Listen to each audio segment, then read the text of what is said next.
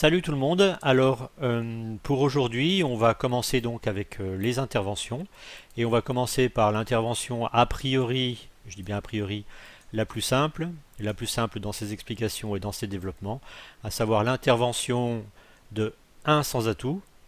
Donc qui dit intervention de 1 sans atout veut dire que l'ouverture aura été de 1 à la couleur. Alors, les conditions de cette intervention.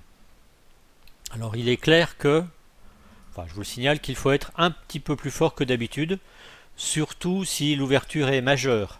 Parce que dans ce cas, on connaît l'existence d'une couleur cinquième, et donc avec des points et donc des risques de reprise de main, et surtout une longue, c'est un problème, enfin une longue chez les adversaires, c'est un problème quand on joue soi-même un contrat sans atout. Ceci dit, dans le cas, alors quand je dis 16-18 HL, ça veut dire que soit vous avez 16 H dans une main régulière, soit vous avez 16 HL dans une main comportant une mineure cinquième. Sinon, le reste des conditions n'a pas changé, c'est-à-dire pas de majeur cinquième. Donc disais-je, si vous êtes en quatrième position et que l'ouverture aura été faite en troisième position avec une ouverture potentiellement faible, dans ce cas-là, en quatrième position, je vous suggère, enfin il n'y a pas que moi d'ailleurs, c'est bien indiqué dans le BCQ, B6 Cronier Quentin, de réduire à 15 H votre ouverture, votre intervention, pardon, puisque l'ouverture en troisième position peut être relativement faible. Ceci dit, il vous faut quand même un certain nombre d'autres conditions que le nombre de points et la distribution, donc je vous rappelle pas de majeur cinquième. Par contre, si l'ouverture a été en majeur, il vous faut un arrêt et demi. Alors la notion de demi-arrêt, on l'avait vu une fois, c'est une notion statistique, c'est-à-dire que vous avez une chance sur deux de faire une levée. Donc par exemple avec As-Dame, vous avez un arrêt et demi. Avec As-Valet 10, vous avez un arrêt et demi, etc. Donc je vous laisse voir les différentes configurations. Donc ça c'est dans le cas de la majeure d'ouverture, et dans le cas d'une mineure en ouverture, on se contentera d'un seul arrêt. Et donc ceci dit, si les adversaires ouvrent par exemple le carreau quatrième et donc ouvrent de 1 trèfle, le 1 trèfle ne veut strictement rien dire. Pas de longueur, pas nécessairement des points. Donc là, exceptionnellement, il n'est pas nécessaire d'avoir un arrêt à trèfle. Parce que souvent trèfle ne veut pas dire grand chose. Mais sachez que vous prenez un risque. Donc vous vous expliquerez après avec votre partenaire si ça se passe mal sur l'ouverture de 1 trèfle. Mais bon, c'est un risque qu'il faut assumer, hein, c'est pas bien grave, ça n'est qu'un jeu. Alors, on va voir quelques petits exemples pratiques tout de suite. Alors, donc supposons l'ouverture de 1 trèfle chez vos adversaires et en est, vous êtes sud, qu'est-ce que vous dites? Eh bien, sur un trèfle, vous avez l'arrêt. Alors, ça reste statistique, hein, parce que le jour où vous n'avez pas de bol, vous n'avez aucun arrêt. Mais bon, statistiquement, vous avez un arrêt. Vous avez une chance avec Roi-Valet, troisième, d'arrêter au moins une fois les trèfles. Donc, vous mettez un sans atout. Vous avez les points. Hein. Vous avez donc 14, 15, 16, 17 points en plus. Donc, sur un trèfle, un sans atout. Sur un carreau, bon, bah, pas de problème, un sans atout. Sur un cœur, alors sur un cœur, qui est une majeure, vous n'avez pas un arrêt et demi. Donc là, malheureusement, vous ne pouvez pas mettre un sans atout. Et, mais ça on le verra plus tard, vous n'avez pas d'autre possibilité de vous exprimer si ce n'est avec le carton passe. Sur l'ouverture de 1 pique, vous n'avez toujours pas un arrêt et demi. Vous ne pouvez donc pas mettre un sans atout. Alors par contre, on le verra également plus tard, vous avez la possibilité ici de faire un contre d'appel. Mais on verra ça plus tard. Autre exemple. Vous avez 12, 13, 16 points H et 17 HL avec bon, le carreau qui n'est pas fabuleux, mais bon, il est cinquième quand même. Sur l'ouverture de 1 trèfle, pas de problème, un sans atout. Sur l'ouverture de 1 carreau, alors carreau, meilleur mineur ou carreau quatrième, vous pouvez quand même mettre un sans atout. vous annoncez tout de suite vos points et il y a un espèce d'effet de barrage. C'est aussi l'avantage, comme d'habitude, d'annoncer un sans atout. C'est que par exemple ici, Ouest risque d'être embêté pour mettre un cœur ou un pic. Sur une ouverture de un cœur, vous avez encore la possibilité de mettre un sans atout. Et par contre, sur l'ouverture de un pic, vous n'avez pas la possibilité de mettre un sans atout. Et là également, alors on verra aussi que vous n'avez pas la possibilité de mettre deux carreaux. Donc vous mettrez un contre d'appel. Nouvel exemple. Alors sur l'ouverture de un trèfle, qu'est-ce que vous allez dire avec cette main qui est donc 4 et 4, 8, 9, 10, 11, 16 points H, 17 HL. Eh bien, vous n'avez pas les conditions de l'intervention à un sans atout puisque vous avez une majeure cinquième. Donc sur un trèfle, alors je vous le dis un petit peu en avance de phase, vous mettrez un pic, vous ne mettrez pas un sans atout. Sur un carreau, vous mettrez un pic. Sur un cœur, vous mettrez un pic. Et sur un pic, eh bien là, il va falloir passer.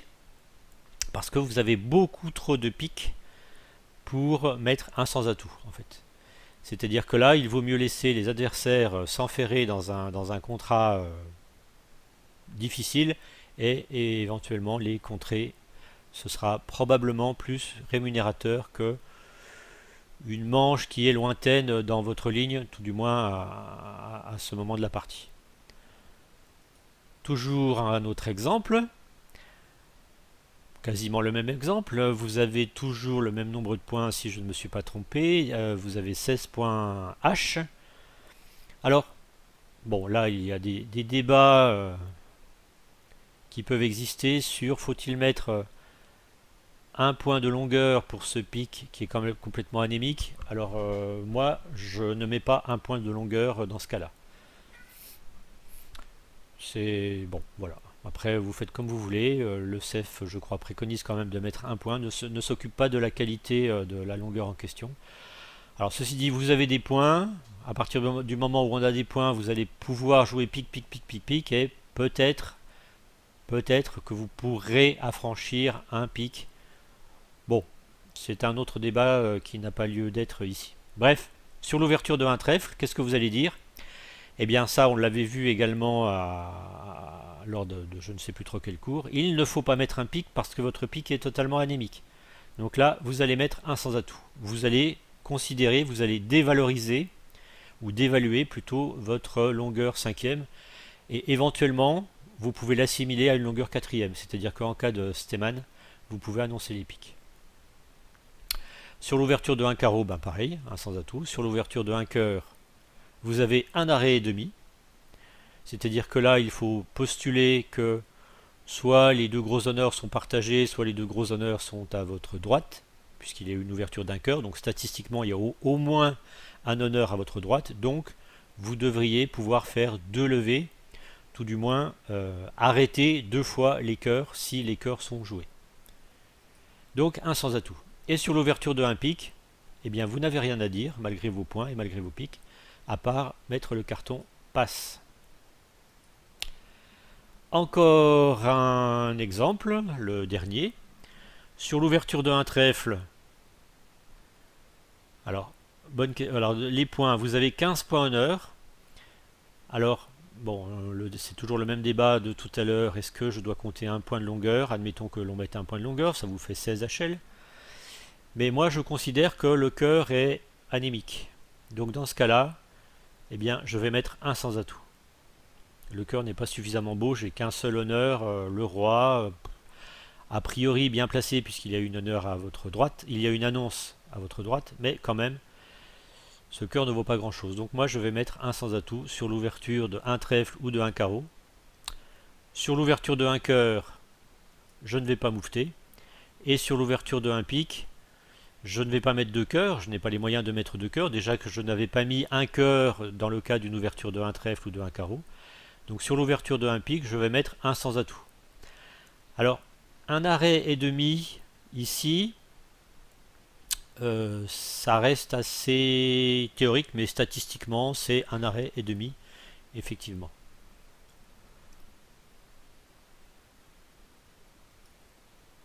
Alors, on va voir maintenant quelles sont les réponses donc, du numéro 4. Donc l'ouverture du numéro 1, intervention par 1 sans atout du numéro 2. On suppose pour l'instant que le numéro 3 n'a rien à dire et qu'il passe. Quelles vont être les réponses du numéro 4? Alors vous avez une solution qui est assez simple et bon, qui n'est pas dans le CEF mais qui reste quand même relativement simple, et on verra aussi un exemple tout à la fin qui montre que ce n'est pas si mal que cela. C'est vous ne changez strictement rien. Alors quand je dis que vous ne changez strictement rien, c'est-à-dire que quelle que soit l'ouverture, mineure ou majeure, vous continuez à faire Stemann, Texas, tout ce que vous avez appris dans les cours précédents. Il y a quand même une petite variation qui doit être faite, une petite adaptation, voilà, qui doit être faite au niveau de la réponse. C'est que l'ouvreur vous a promis un point de plus. Donc en théorie, en réponse, vous pouvez faire les mêmes réponses qu'on a vues en cours, mais avec un petit point de moins. Si maintenant vous voulez suivre ce qui est dit dans le CEF, eh bien on va utiliser la convention Minnou-Matou que je vais vous expliquer. Alors on verra tout à la fin le petit défaut du Matou. Alors il y a des avantages, et comme à chaque fois, avantages, inconvénients, à vous de choisir avec votre partenaire ce que vous voulez jouer. Alors on va voir donc en détail le Minnou-Matou, en commençant bien sûr par le Minnou. Alors le Minnou ne s'applique que sur une ouverture mineure, donc un trèfle ou un carreau, suivi d'une intervention de 1 sans atout. Alors Minnou signifie, c'est un moyen mnémotechnique, sur une ouverture mineure, on oublie. Donc mineur, on oublie l'ouverture. Donc c'est ce que je vous disais tout à l'heure, on va continuer à faire le Stemann, le Texas, la théorie du singleton après un Texas mineur, si vous avez suffisamment de points. Vous faites vos sans atout quantitatifs, la convention 2012, etc., etc., etc. La misère dorée, bref, tout ce que l'on a vu dans les cours que je vous rappelle. Voilà les références ici. Donc il y avait les cours 4 à 7 sur les ouvertures de 1 sans atout et les développements possibles, Stemann, Texas majeur, Texas mineur. Donc là je vous laisse aller voir. Alors vous pouvez revoir tout cela avec, comme je le disais au début, moins un point, hop, c'est dur d'écrire avec la souris, du fait de l'ouverture un peu plus forte, en théorie, de l'intervention, pardon, un petit peu plus forte de la part de votre partenaire. Et maintenant donc le Matou. Alors le Matou, bien, on a vu l'ouverture mineure, donc le Matou va s'appliquer dans le cas d'une ouverture majeure. Et dans le cas d'une ouverture majeure, donc c'est majeur, majeur, tout Texas. Matou, majeur, tout Texas. Tout Texas, ça veut dire que 2 trèfles sera un Texas carreau. Mais un Texas carreau avec une couleur 5e. Uniquement. 2 carreaux, bon, Texas cœur, à la limite rien ne change. 2 cœurs, Texas pique. Et 2 piques, Texas trèfle, mais cette fois-ci, Texas trèfle, comme votre partenaire devra parler au palier de 3. Donc ici, vous promettez 6 cartes, là, rien ne change. Hein. Les 5 cartes, c'était uniquement pour ce cas-là. Alors les autres annonces ne vont pas changer, c'est-à-dire 2 sans atout régulier, pas de majeur annonçable, 3 sans atout régulier, pas de majeur annonçable, les points de la manche, 4 F, 4 carreaux pour le bicolore majeur, etc. Donc rien de... Enfin, bon, 4 sans atout quantitatif, là je n'ai pas de modification particulière à faire. Alors, les plus pertinents vont dire oui, mais qu'est-ce qui se passe quand on a une majeure 4e? Puisque ici, les Texas se font avec une couleur 5e ou 6e pour la mineure. Eh bien, il faut savoir quand même que on ne jouera jamais dans une couleur majeure annoncée par l'adversaire, puisque déjà, on va quand même pas se tirer une balle dans le pied en jouant contre un adversaire qui possède 5 cartes à l'atout. Moralité, le Texas dans la majeure du partenaire est ce que l'on appelle un Texas impossible. Voilà, Texas impossible. Et puis, quitte à faire un Texas impossible, autant lui donner une signification. Et donc la signification sera de faire un stéman. Alors je pense que dans l'esprit des concepteurs de ce système, c'est qu'ils ont fait le raisonnement à l'envers, c'est-à-dire ils se sont dit, ben voilà, le Texas pour la majeure de l'adversaire n'existe pas, on va donc lui donner une signification. Et on va lui donner comme signification le stéman. Moralité, ça laisse une place libre pour le Texas carreau pour une couleur cinquième uniquement. Alors, je vais effacer un peu tout ça. Hop, pof, pof, pof. Je voudrais revenir sur ce Texas carreau. Alors, ce n'est absolument pas précisé ni dans le CEF, ni dans le B6 Cronier-Quentin, donc les 3 tomes super intéressants d'explication du CEF. C'est quelle est la suite à donner à cette enchère. Alors, il faut que ça reste entre nous. Je vous propose de tout décaler les paliers de 1 vers le bas, puisque ici on en est au niveau de 2 carreaux. Donc 2 cœurs, cingleton cœur, 2 piques, cingleton pique, 2 sans atout, cingleton pour l'autre mineur, à savoir les trèfles. Donc voilà le petit avantage que vous pouvez avoir dans ce cas-là. Alors, il est possible, enfin, quand vous réfléchissez bien, avoir un cingleton quelque part et avoir uniquement une couleur cinquième sans avoir de majeur quatrième, ça paraît difficile. Ce qui veut dire que fort probablement votre carreau sera une couleur sixième. Bon, voilà. À moins que votre couleur quatrième, vous ayez un 5-4-3-1 et que la couleur quatrième soit, manque de bol, l'ouverture majeure. Bon, ça peut arriver à tout le monde. Alors, ceci dit, donc je vais ôter tout ça, hop. Ceci dit, donc, on va voir quelques exemples. Alors ici, ouverture de 1 cœur, votre partenaire met un sans atout, le numéro 3, donc hypothèse, le numéro 3 passe, qu'est-ce que vous dites ici? Vous constatez que vous avez une majeure quatrième, donc vous allez passer puisque vous n'avez pas suffisamment de points. Je vous rappelle que votre partenaire, enfin on reste dans une convention, dans un système classique, c'est-à-dire que pour faire un stéman, il faut avoir des points.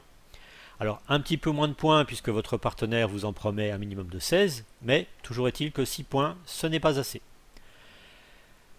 Donc, supposons que l'on ait un petit peu plus de points. Là ici, vous avez 8 points et vous allez donc pouvoir faire le Texas impossible, c'est-à-dire Texas pour la couleur de l'adversaire.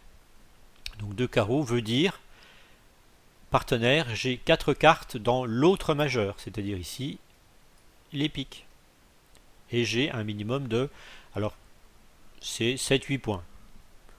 Plutôt 8 d'ailleurs quand même, de façon à pouvoir faire un stéman.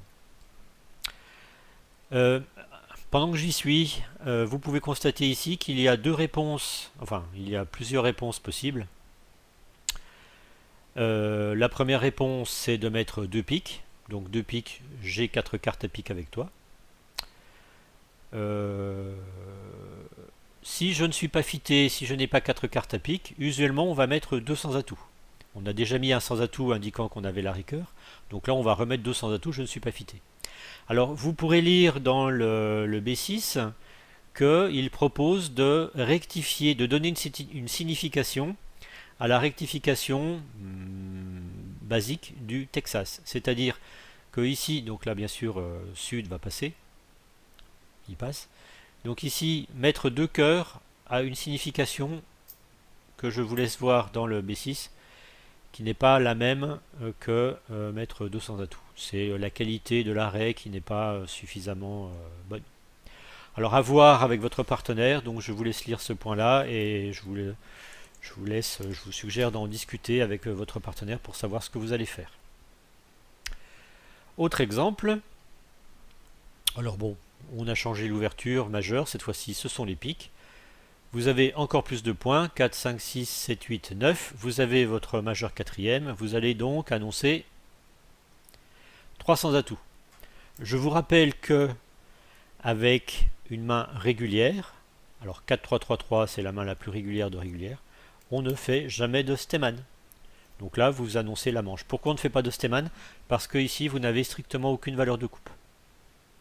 Donc, le seul contrat qui va non seulement gagner, mais vous rapporter des points, voire même peut-être vous permettre de faire 300 atouts plus 1, donc c'est le contrat de 300 atouts. Alors je voulais pour terminer vous faire part d'un problème avec l'utilisation du matou. Donc le matou a un intérêt, c'est comme on l'a vu, c'est de pouvoir faire le Texas carreau à partir de 2 trèfles et avec uniquement 5 cartes à carreau. Alors ça c'est bien pour les mains qui sont particulièrement faibles en réponse. Maintenant se pose la question de la misère dorée. Alors je vous rappelle que la misère dorée c'est une main avec une majeure cinquième et c'est une main avec un certain potentiel si le partenaire est fité. Qu'est-ce qu'on fait dans ce cas-là? Alors voici l'exemple. Vous avez une belle couleur cinquième et vous avez potentiellement 10 points HLD si votre partenaire est fité. Mais s'il n'est pas fité, bon vous retombez à vos 7 points. Classiquement, il faudrait faire un Steman, donc 2 carreaux. Sur 2 carreaux, votre partenaire, supposons, il n'a pas 4 cartes à pique, donc il va mettre 200 atouts. Et là, pour annoncer la misère dorée, vous allez être obligé de parler au palier de 3. Ce qui est quand même un problème si votre partenaire n'est pas fité. Alors, s'il est fité, bon, il mettra 4 piques. S'il est fité maximum, il mettra 4 piques, bien sûr. Si par contre il est non fité, il aura la possibilité de laisser 3 piques, mais s'il est non fité, ça veut dire que vous allez jouer 9 levées pour 9 levées avec un fit 7ème, ce qui est quand même pas une bonne nouvelle. Alors bien que vous ayez quand même des points, mais c'est quand même pas terrible. Éventuellement, il pourra mettre, s'il est maximum, il pourra envisager de mettre 300 atouts sur 3 piques. Bon. Mais vous voyez le petit défaut de la cuirasse du système Minumatu. Alors par contre, si vous n'utilisez pas le Minumatu, si vous décidez d'oublier l'ouverture, qu'elle soit mineure ou majeure, donc là, il n'y a pas de problème. Hein. Ce serait un cœur, un sans atout, 2 trèfles, 2 carreaux, je n'ai pas de majeur quatrième, 2 piques, en fait, je te fais une misère dorée, et là, il pourra mettre 4 piques ou laisser 2 piques, mais laisser 2 piques, vous voyez que c'est un cran de moins que 3 piques. Je vous laisse discuter de ce point-là avec votre partenaire. Nous, pour l'instant, on est en train de débattre sur le sujet, mais a priori, on ne fera pas de misère dorée dans le cas d'une ouverture majeure. Bon, voilà un peu l'état de nos réflexions. Alors, je voulais quand même, donc c'était le dernier slide de cette première présentation des interventions. Alors, je voulais quand même vous montrer ceci. Hop, voilà. C'est une médaille avec le beau ruban tricolore. Médaille acquise de haute lutte il y a quelques semaines. Donc tout ça pour vous dire que tout ce que je vous raconte, ce n'est pas que des bêtises. C'est même plutôt pas mal, hein, ça vous permet quand même éventuellement de bien progresser. Et je dois même dire que si j'avais écouté un petit peu plus les cours que je vous fais, nous n'aurions pas fait une malheureuse bêtise lors d'une annonce, et cette bêtise nous a fait perdre 2 places. Donc nous sommes 3e, mais bon, c'est quand même déjà une bonne chose. Voilà, sur ce, je vous dis à très bientôt pour la suite de nos aventures. Ciao ciao!